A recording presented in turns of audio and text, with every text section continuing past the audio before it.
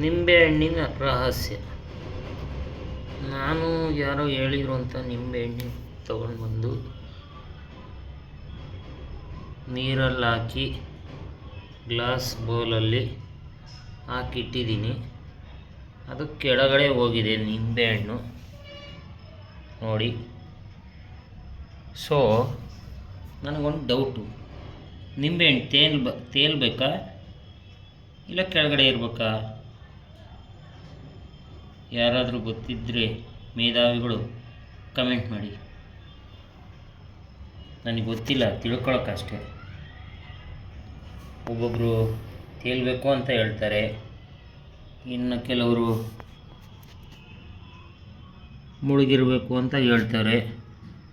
ಮುಳುಗಬೇಕೋ ತೇಲ್ಬೇಕೋ ನಿಂಬೆಹಣ್ಣು ನಿನಗಾದರೂ ಗೊತ್ತಿದ್ರೆ ಹೇಳು.